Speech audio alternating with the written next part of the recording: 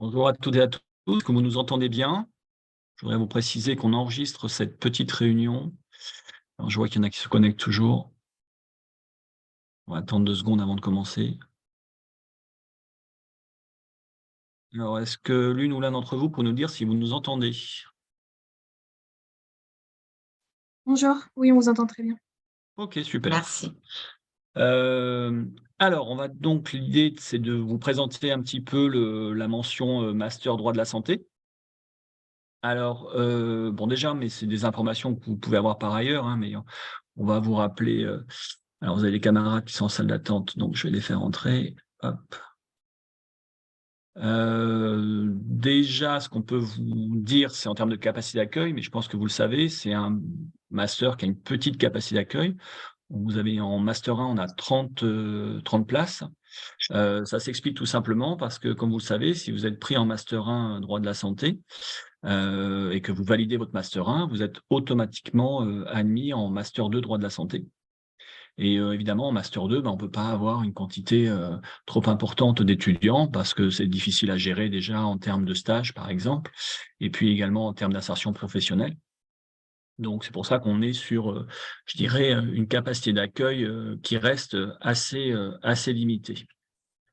Alors, autre information que l'on peut vous donner, sur, le master 1, heu, l'année dernière, je sais pas, pour se souvenir en termes de nombre de dossiers déposés, on avait 400 à peu près? ouais, on avait 400 aussi, 400 dossiers, donc pour 30 places, donc ça peut paraître beaucoup. Alors c'est pas déjà, c'est pas par rapport à d'autres masters, c'est pas forcément, énorme, hein. Il y a des masters dans lesquels il y a encore plus de tension. Heu, mais bon, voilà, c'est une mention qui reste quand même assez attractive. Alors ce que l'on regarde avec Cécile et qui est, laquelle on dirige tous les 2, hein, le master, c'est essentiellement les matières, fondamentales, les notes de travaux dirigés, donc votre niveau global en tant qu'étudiante ou en tant qu'étudiant.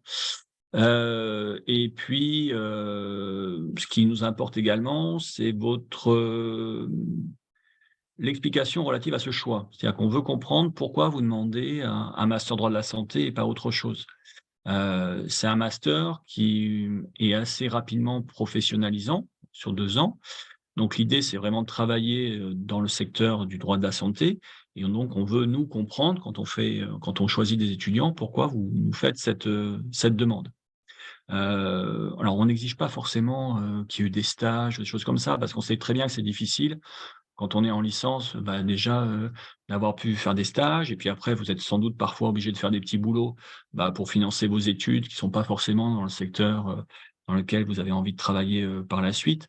Donc s'il y a des stages, s'il y a des expériences, évidemment, on pénalise pas, mais à l'inverse, c'est pas quelque chose que l'on exige, absolument pour aller en master droit de la santé. On comprend bien que c'est pas toujours, pas toujours évident. Heu, sur la composition du diplôme peut-être, sur les cours, comment ça fonctionne? Alors peut-être que, juste pour vous rappeler que c'est une mention qui, dépasse le clivage droit privé, droit public. C'est-à-dire que vous allez faire en fait progressivement de plus en plus de droit de la santé, qui est une matière dans laquelle il y a un peu de droit public, un peu de droit privé et qui a finalement petit à petit construit sa propre logique. Donc, je dirais des profils d'étudiants publicistes ou des profils d'étudiants privatistes.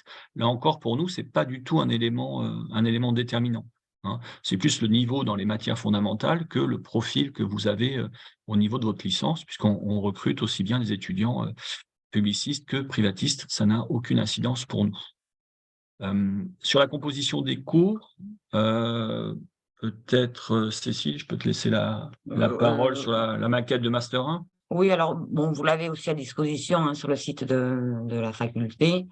Le M1, il y a un volume horaire assez important et équivalent à celui qu'il y a dans les autres masters avec, sur chaque semestre une spécialité, on a essayé de créer des cours, sur le droit à la santé. Donc au semestre 1, vous avez un cours obligatoire d'introduction au droit de la santé, assorti d'un TD. L'autre matière fondamentale, c'est, régime de protection sociale, pareil avec TD. Et au semestre 2, une matière, assortie de TD qui s'appelle droit des patients et puis, un cours aussi d'introduction à la réparation des accidents médicaux. Et puis le reste, c'est des matières qui viennent qui sont mutualisées avec les autres masters 1 et qui ont un lien avec la formation. Donc vous allez faire, droit des assurances, par exemple, je vous ai dit du droit à la sécu, il y a du droit à la fonction publique, voilà. Et puis vous avez aussi en M1, l'UE Pro, juriste en droit à la santé, qui est au semestre 2, qui est ouverte, à votre master, et je crois le master, droit des relations de travail, je ne sais plus comment il s'appelle trop ce master. Donc une UE Pro où vous avez, des cours de déontologie médicale et 5 travaux dirigés, 3 faits par un avocat spécialisé en droit de la santé et 2 faits par, un ancien élève du master qui est directeur d'hôpital aujourd'hui. Et dans le cas de cette UE Pro aussi, vous avez un stage d'observation à faire, qui est un stage de 15 jours. Mais contrairement au M2, là, c'est pas vous qui devez chercher le stage, c'est nous qui vous le, comment dire? Proposons. Qui vous le proposons. Parce qu'on est obligé, dans le cas de cette UE Pro, d'avoir passé des conventions avec les recruteurs. Donc, il y a le CHU de Bordeaux, le conseil départemental de l'ordre des médecins, le conseil régional de l'ordre des médecins, l'ARS, 2 ou 3 cabinets d'avocats spécialisés, des EHPAD, voilà, c'est nous qui vous répartissons. Et pour accéder à cette UE Pro, alors, il y a une sélection quand, enfin, c'est vraiment une petite sélection parce qu'on a, grosso modo, on a 25 places en stage. Et cette année, par exemple, ils n'étaient pas 25 à demander, à faire l'UE Pro. Donc, tous ceux qui ont demandé à faire l'UE Pro, ont pu y accéder. Si, une année, les 30 étudiants demandent à faire l'UE Pro, sachant qu'on a qu'une 25 stages offerts, on fait une toute petite sélection, voilà, sur dossier. Voilà pour le M1. Le M2, alors, en M1, vous avez, encore en grande partie des cours qui sont des cours de droit, je dirais classiques, hein, que vont avoir tous les étudiants de master 1 et puis il y a des, comme l'a dit Cécile, il y a des cours spécialisés, propres à ce master 1. Alors que lorsque vous basculez en master 2, là, cette fois-ci, il y a que des cours, spécifiques, au droit de la santé, qui correspondent grosso modo aux compétences qui sont attendues ensuite, par, je dirais le monde du travail, avec d'un côté des métiers qui vont être des métiers d'encadrement, de direction d'établissement de santé. Alors public, c'est les concours directeurs d'hôpitaux, mais ça peut être privé, EHPAD ou médico-social par exemple, clinique également, hein, qui peuvent recruter des dirigeants et puis des juristes. Et puis il y a tous les métiers à côté du dommage corporel.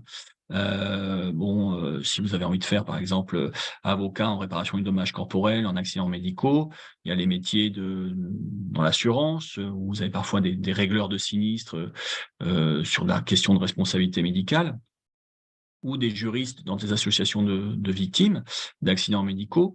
Et donc on a des cours, voilà, qui vont être tournés vers le côté un peu institutionnel, hein, établissement, et puis, des cours tournés plutôt vers les personnes et la réparation des préjudices subis, avec, beaucoup de professionnels qui interviennent, beaucoup plus qu'en master 1 parce qu'on est dans une logique de professionnalisation, avec un master 2 pardon, qui a un rythme un petit peu particulier. Vous n'avez cours qu'une semaine par mois, pour justement favoriser, les stages et éventuellement les contrats de professionnalisation, puisque le master est éligible au contrat pro. Donc là aussi, le moment venu, on pourra vous indiquer, les partenaires que l'on a habituellement.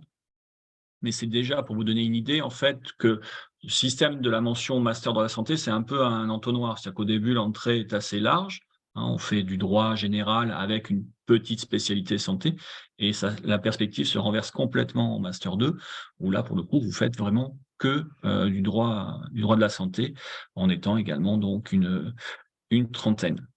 Voilà globalement comment les choses se passent, pour, ce master droit de la santé.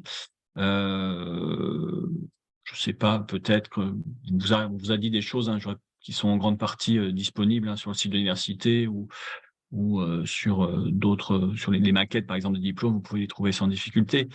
Donc peut-être l'intérêt, plus que de vous redire ce que vous pouvez trouver par ailleurs, c'est peut-être de répondre à vos éventuelles questions, si vous en avez. Donc vous n'hésitez pas, soit à lever la main et puis on vous donne la parole, soit à prendre la parole directement, soit si vous n'avez pas de micro, vous passez par, par la discussion, il n'y a pas de problème, hein. Je pense que c'est un peu plus intéressant que de nous entendre raconter ce que vous savez déjà, sans doute par ailleurs. Alors qui se lance? La première question est toujours la plus difficile. Alors? Ouais. Est-ce que les notes de TD comptent autant que les notes d'examen dans la sélection?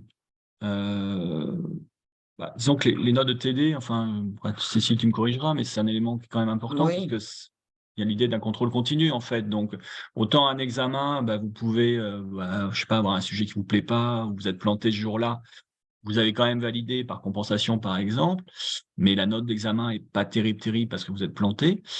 Par contre, sur les TD, on voit que vous avez régulièrement eu des notes correctes en TD. C'est sans doute un peu plus le reflet de votre niveau qu'une note d'examen, qui est extrêmement ponctuelle. Donc alors nous, on n'a pas de formule magique non. mathématique en disant tant de points pour tel truc, quoi.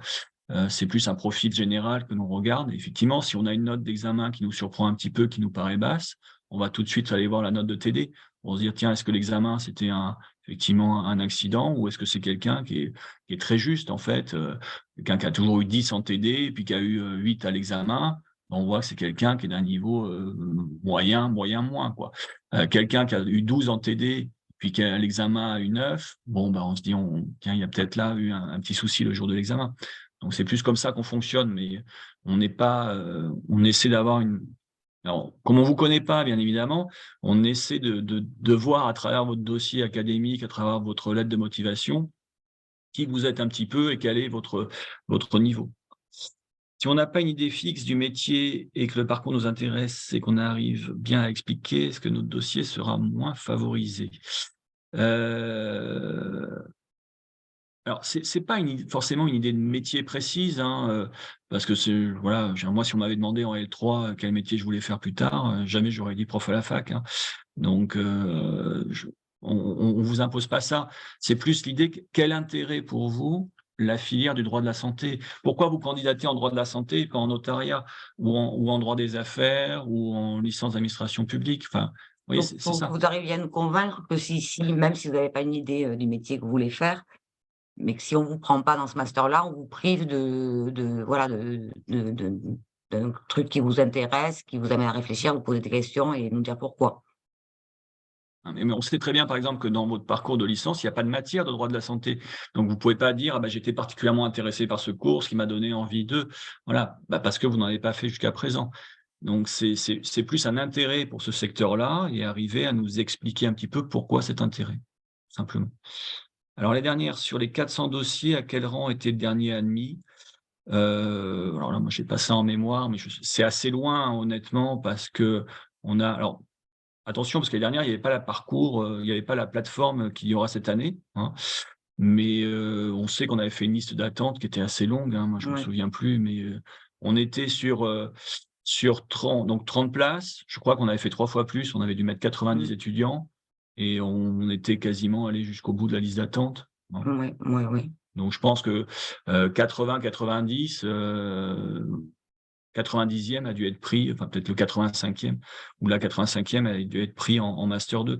Pas vous affoler forcément avec ces histoires de liste d'attente, hein, parce que, il y a pas mal de désistements.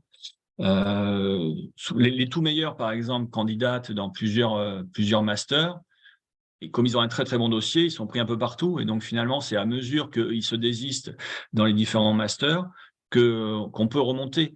Sachant par ailleurs que c'est toute la France qui peut candidater sur n'importe quel master. Nous, en master 1, on a pas mal d'extérieurs qui viennent candidater dans le master santé. Donc s'ils sont très bons et qu'il y a un master dans leur, master santé dans leur fac, ils choisissent de faire le master santé dans leur fac.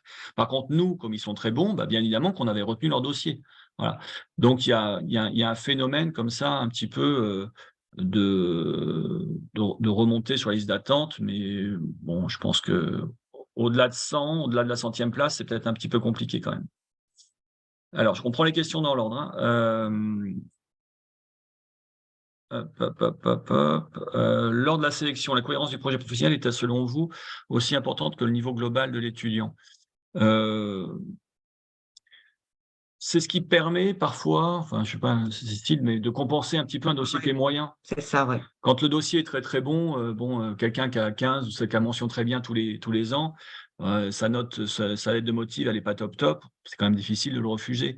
En revanche, quelqu'un qui va être entre 10, 11, 12 par là, on se dit: «Bah, OK, on va regarder la lettre de motivation» et donc quelque part, elle a effectivement Mmh.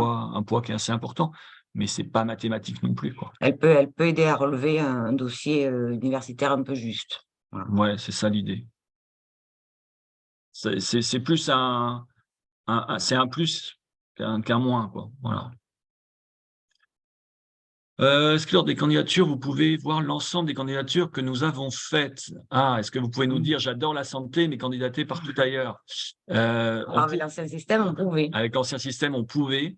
Heu, Maintenant, avec la nouvelle plateforme, on ne sait pas trop. non, je crois qu'avec la nouvelle plateforme, vous pouvez mentir allègrement parce que je crois qu'on peut pas voir, on peut peut-être voir que vous avez candidaté ailleurs, mais il y a plus de rang, en fait. C'est-à-dire, on ne sait pas si vous avez mis master droit de la santé en premier ou si c'est votre 10e vœu, en fait. Et puis avant, on pouvait aussi accéder, aux lettres de motivation que vous aviez fait dans les autres masters. Bon, à présent, quand on a 400 dossiers, on s'amuse pas non plus à aller voir, ce que vous avez écrit, dans le master voisin. Faut pas, Mmh.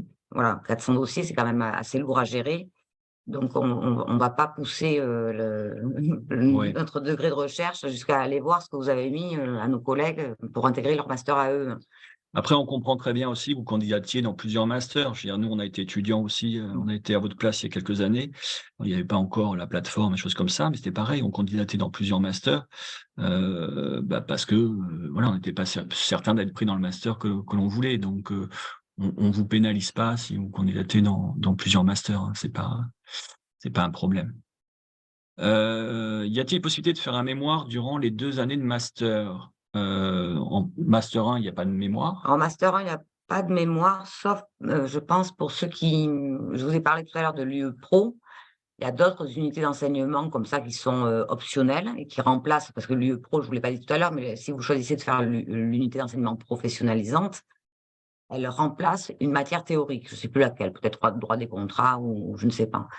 Mais il y a pas que dans ces UE, optionnels, il y a pas que l'UE professionnalisante, il y a aussi l'UE recherche, par exemple, pour ceux qui, après le master, voudraient faire une thèse. Et je crois que là, dans ceux qui font, l'UE recherche, il y a peut-être un petit mémoire à faire de 25 pages, mais je me demande si, les étudiants qui sont en droit à la santé et en M1 droit à la santé et qui font l'UE recherche, je me demande s'ils ont le droit de faire un mémoire en droit à la santé. Je suis pas sûre que ce soit pas dans une autre matière. Et en revanche, en M2, il y a un mémoire obligatoire. Ouais, en M2, il y a un mémoire qui est soit un mémoire en lien avec, le stage que vous avez suivi. Il y a un stage qui est obligatoire d'au moins 2 mois. Et puis après, il y a un contrat pro qui peut être sur l'année. Donc on vous demande de faire un mémoire qui est pas un mémoire de recherche, hein, mais qui est pas non plus un rapport de stage, hein. C'est une réflexion, en fait, par rapport à l'expérience que vous avez eue, pendant ce stage. Et puis il y a quelques étudiants, c'est vraiment une infime minorité, hein, il doit en avoir 1 ou 2 par an, Mmh. qui ne veut pas faire de stage et qui, fait un mémoire recherche, hein. Donc là, pour le coup, beaucoup plus Académique, théorique, ouais. ouais. Hem, alors, si on a eu un parcours atypique, et professionnel, est-ce que vous nous autorisez à dépasser la règle de 1 page pour la lettre de motivation? Alors nous, on Ouais, s'en fiche, hein, honnêtement, hein. Enfin, on n'a jamais, je ne savais heu pas que moi qu'il ouais. fallait, faire une lettre de une seule page, donc Voilà. Alors la question maintenant que c'est dématérialisé, je ne sais pas s'il y a un nombre de caractères imposés sur la plateforme.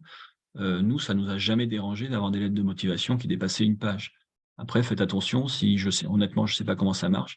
S'il y a on vous met, voilà, il faut pas faire plus de X, caractères ou X signes, faites attention que mmh. votre lettre de motivation soit pas rejetée au motif ou coupée au motif qu'elle est trop longue. Nous, personnellement, ça nous Mmh. pose, aucun problème, hein. Alors, il est donc valorisant de mettre dans notre lettre de motivation qu'avant la faculté de droit, nous avons tenté 2 fois la première année de médecine, donc ouais, donc la PACES ou la PASS selon votre ancienneté.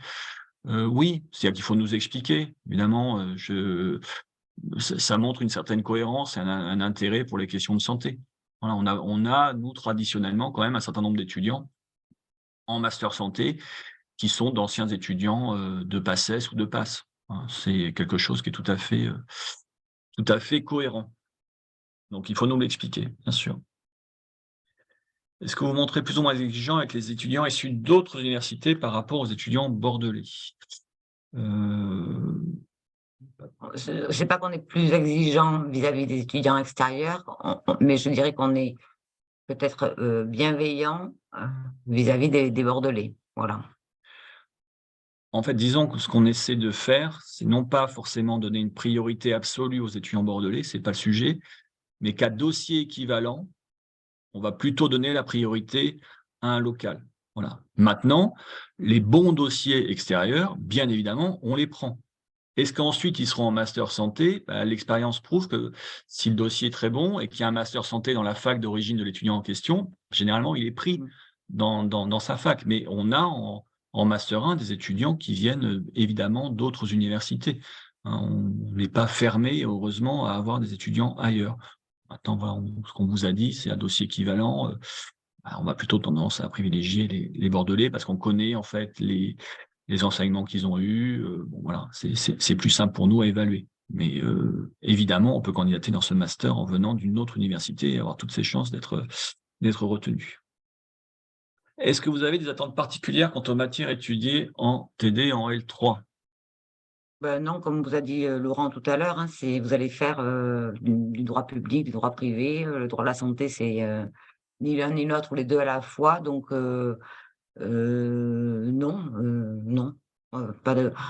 Je dirais que si dans tous les parcours qui vous seront proposés, le seul qui semble peut-être un peu plus éloigné, mais ça ne veut pas dire qu'on rejette les dossiers, hein, c'est peut-être le parcours entreprise.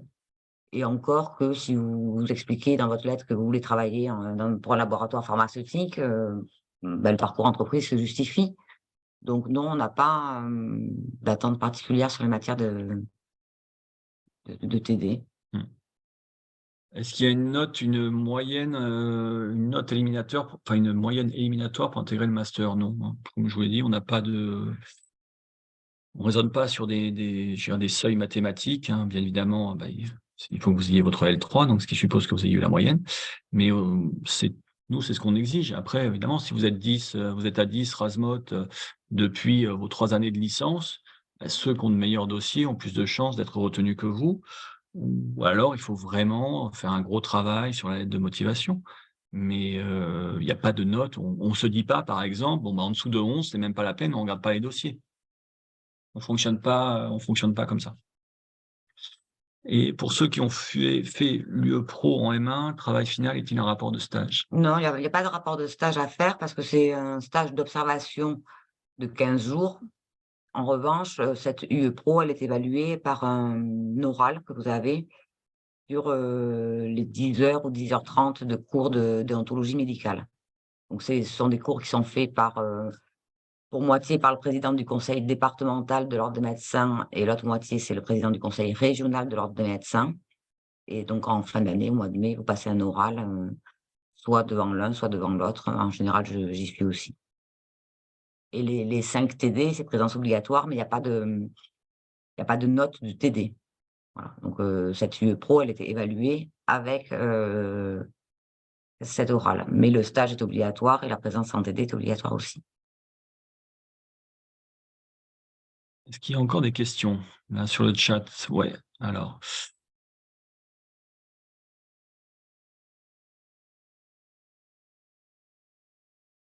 Les perspectives professionnelles au niveau de ce master, mais comme je le disais tout à l'heure, il y a vraiment 2 secteurs, hein, mais qui correspondent en fait aux cours que vous avez non pas en master 1, mais en master 2. Le secteur de la gestion et la direction d'établissements de santé ou médico-sociaux, donc bah, le directeur ou directrice d'hôpital, donc là par contre c'est un concours. Après, ça peut être dans le secteur privé, donc les établissements de santé privés, donc des cliniques, mais également des établissements médico-sociaux tels que des EHPAD par exemple, qui recrutent Ah beaucoup oui, de. les EHPAD, c'est un formidable recruteur en ce Ouais, moment, les EHPAD recrutent beaucoup de de juristes. juristes. Donc ça, c'est le premier volet. Et puis il y a le second volet qui est les métiers je dirais d'indemnisation, de réparation des dommages subis par les victimes d'accidents médicaux. Donc pour celles et ceux d'entre vous qui envisagent d'être avocats en dommages corporels, par exemple, voire spécialisés en responsabilité médicale. Donc là, c'est pareil, vous avez des cours spécifiques. Juristes dans des associations de victimes, Et puis éventuellement également dans le monde de l'assurance, hein, qui recrute aujourd'hui des étudiants qui viennent de masters, dans lesquels ils ont fait de la réparation et dommages corporels. Ils se limitent pas forcément à des étudiants ayant eu un master en droit des assurances. Donc voilà, c'est les deux gros secteurs que l'on a aujourd'hui. Je regardais sur le site de la fac, moi je découvre des chiffres que l'on n'a pas forcément vus. On a un bon taux d'insertion professionnelle, hein. À 3 ans, je crois qu'on est à plus de 90.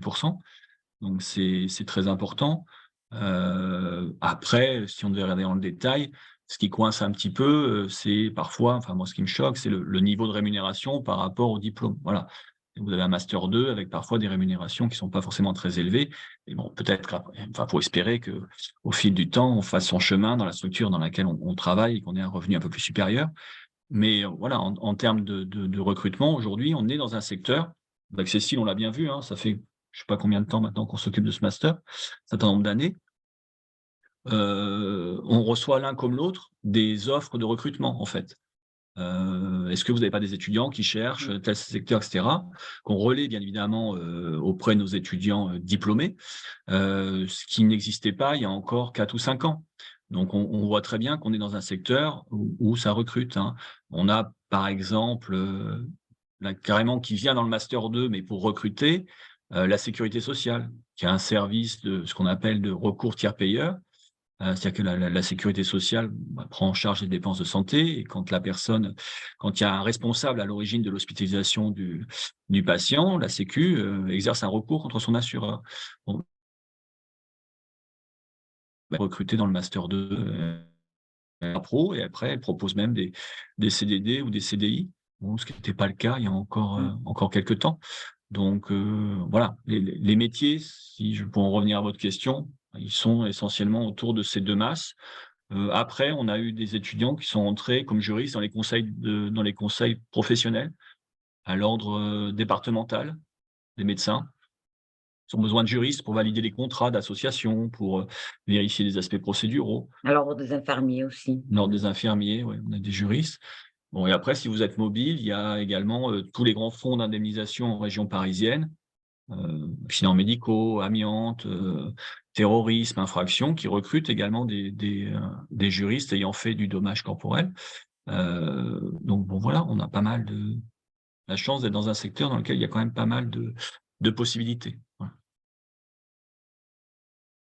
Et après, vous verrez en cours, on essaie aussi comme je vous le disais tout à l'heure, de mettre un maximum de professionnels pour que vous puissiez leur poser des questions, échanger avec eux. Là, par exemple, la semaine prochaine, enfin, ou le mois prochain, je sais plus, je crois que c'est le mois prochain, dans le master 2, on a la directrice de l'hôpital de Bagatelle qui vient discuter avec les étudiants pour pas de l'hôpital de Bagatelle, de la clinique de Bagatelle, pour expliquer, son parcours professionnel. Et puis, comme je vous le disais, on a la directrice du service recours de la sécu qui vient, elle, pour expliquer les métiers de la sécu et également pour proposer carrément des emplois. On a le directeur du CHU qui fait cours dans le master 2. On a, des directeurs de cliniques, on a des D'EHPAD. avocats. Donc bon, voilà, ça vous permet aussi, alors oui, on est plus avancé dans le projet, mais en master 2, vous verrez ces professionnels, ce qui vous permettra vraiment d'affiner avec votre stage, voire votre contrat pro, vraiment quel est votre projet professionnel.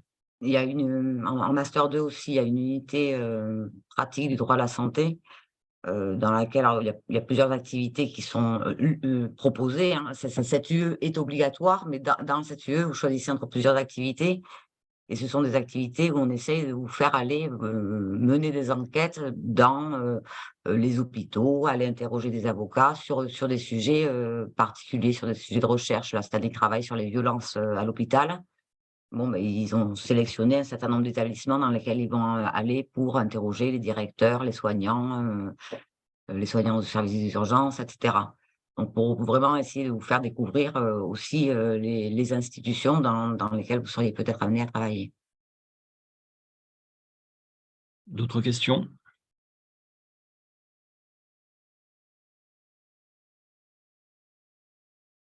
Non? Alors je attends 2 secondes pour voir si vous n'êtes pas en train de taper là une longue question. Bon après, si vous avez des camarades qui étaient intéressés par ce master 2, Hein, vous pouvez leur dire que voilà, l'échange que l'on a eu a été enregistré. Après, on va voir avec la faculté comment elle peut le mettre à votre disposition, mais on trouvera un moyen. Possibilité de faire des stages à l'étranger, alors en master 2, hein, bon, c'est pas impossible, simplement on regarde, l'alternance des cours. Vous avez cours la première semaine de chaque mois, c'est ça, hein? Oui, à peu près, oui. On commence dès, la première semaine de cours, c'est dès début septembre et puis après, oui, Voilà, ça tombe, donc bon, si vous faites votre stage en Espagne, par exemple, voilà, c'est pas insurmontable. Si vous êtes logé à Bordeaux et que vous faites vos stages en Espagne, vous êtes par exemple chez papa et maman à Bordeaux, hop, vous rentrez à Bordeaux pour la semaine de cours, bon, c'est gérable.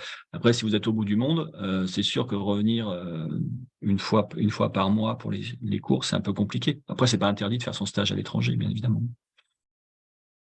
Y a-t-il une ouverture internationale au niveau de l'insertion professionnelle? Alors, c'est pas quelque chose sur lequel on travaille. Vous avez des cours, en fait, des cours de langue, hein, par contre, dans le master 2. Donc c'est de l'anglais, qui est de l'anglais spécifique, en fait, à ce secteur d'activité. C'est pas des cours d'anglais, généraux.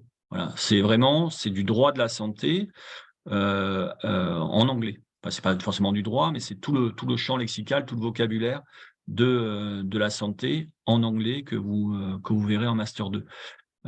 Après, au niveau de l'insertion professionnelle, c'est vrai que nous, nos partenaires sont plutôt des partenaires locaux, parce que, ce sont des réseaux qui sont plus faciles je dirais, à acquérir d'un point de vue, voilà, pratico-pratique, mais c'est aussi souvent la demande de nos étudiants, hein. On a parfois des demandes, hein, de stages en région parisienne et on a un peu du mal à les pourvoir parce que, soit on a quelqu'un qui est originaire de Paris et tout va bien, soit c'est quelqu'un qui est originaire d'ici et se loger à Paris quand on n'a pas de la famille sur place, au regard de la gratification, que l'on a par rapport au stage, c'est pas forcément, toujours évident. Donc, de mémoire, j'ai pas exemple de quelqu'un qui était faire non, un ça me dit rien stage, non plus. à l'étranger et après connaissance de quelqu'un qui soit parti bosser à l'étranger. Après on sait pas toujours ce que deviennent nos étudiants, hein, mais voilà, parmi ceux que je connais, j'ai pas d'exemple de personnes qui soient parties travailler à l'étranger. Après, vous pouvez travailler dans des organisations internationales, hein, par contre, ça, il y a pas de problème, hein. Mais un poste, par exemple, de direction à l'étranger, Mmh. d'un établissement de santé, à mon avis, c'est quand même bien compliqué. Travailler dans une organisation internationale de droit de la santé qui vous amène ensuite à aller à l'étranger, ça me paraît effectivement, beaucoup plus accessible.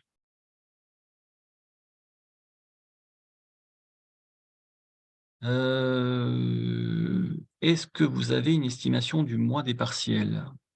Alors c'est, les examens pour le M2, hein. Les examens, du premier semestre, cette année ont eu lieu, la semaine avant les vacances de Noël, je pense qu'on va les faire passer, 1re semaine de janvier et les examens du semestre 2 ont lieu, au retour des vacances de Pâques, donc fin avril et la soutenance du mémoire, c'est plutôt, au mois de juin. Alors comme je crois que la deuxième quinzaine du mois de juin, il y a le concours de directeur des hôpitaux, c'est voilà, en 2e et 3e semaine de juin pour le M2. Après en M1, beh, classiquement des épreuves en décembre et en janvier et il y aura des épreuves en mai-juin. Voilà, le M1, c'est un M1 classique, hein, comme on vous l'a dit. Oui, donc je vois la question Mmh. suivante. Au M1, il y a des examens, au semestre 1, enfin les matières du semestre 1. Je crois que vous passez les matières fondamentales avant Noël et c'est comme ça dans tous les M1. Matières fondamentales avant Noël, matières, non fondamentales après Noël et les examens du semestre 2 sont un petit peu plus tard qu'en licence puisqu'il y a qu'une seule session, il n'y a pas de session de rattrapage en M1. Donc les examens du semestre 2 ont lieu plutôt, fin mai, voilà, et sans session de rattrapage donc. OK. Encore quelques questions?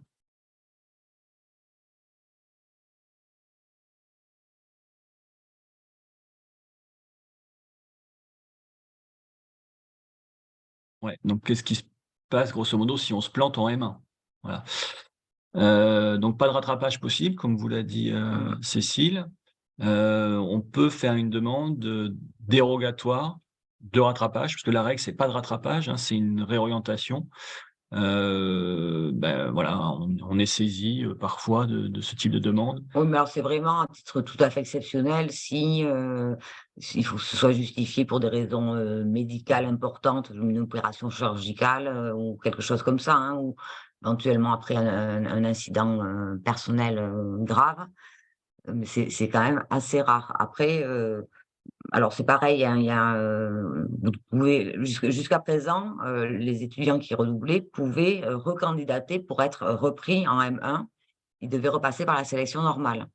Là, avec la nouvelle, plateforme, qui est mise en place, ceux qui redoublent ne repasseront pas par cette plateforme pour éventuellement demander à redoubler. Donc le redoublement n'est pas automatique, il faut demander à redoubler, mais avec le nouveau système qui est mis en place à partir de cette année, vous ne repasserez pas par la même procédure.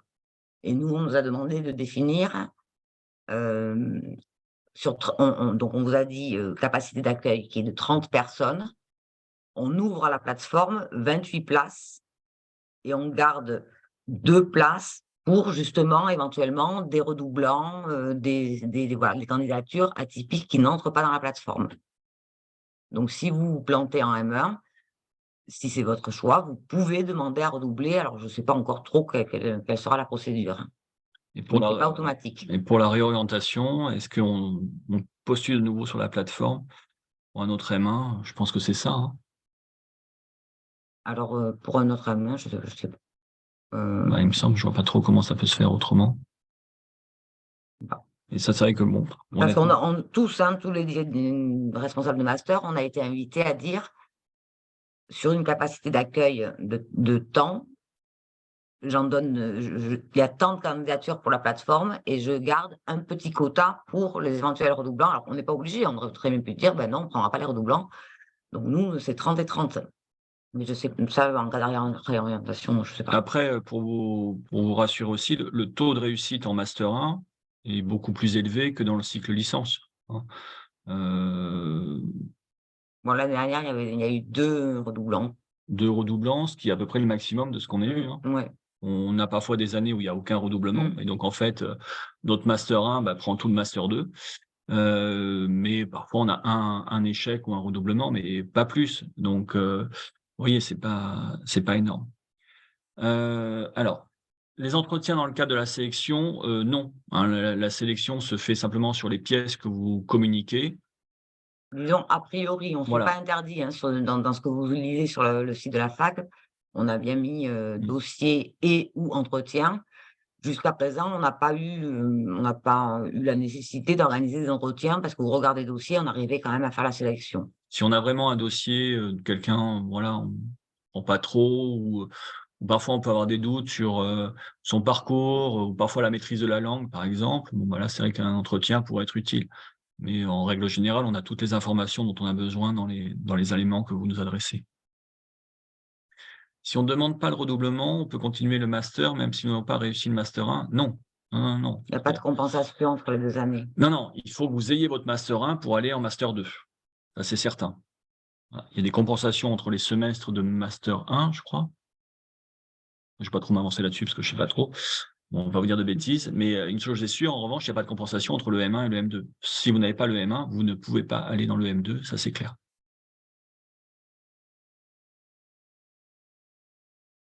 Mais c'est le cas pour tous les masters, Ouais, c'est le cas pour tous 1 les et 2, masters, hein. hein.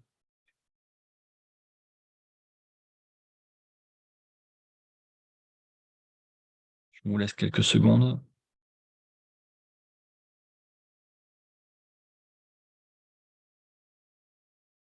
Non, a priori. Non, cette fois-ci, ça a l'air OK pour tout le monde, sauf question qui surgit au dernier moment.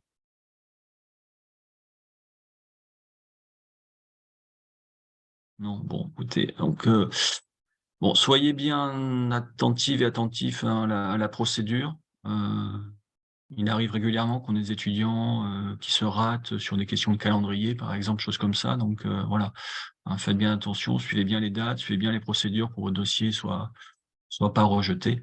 Heu, Fournissez toutes les pièces obligatoires qui vous sont ouais. demandées parce que sinon c'est des dossiers qui nous arriveront même pas, hein, qui seront rejetés comme étant Mmh. irrecevables.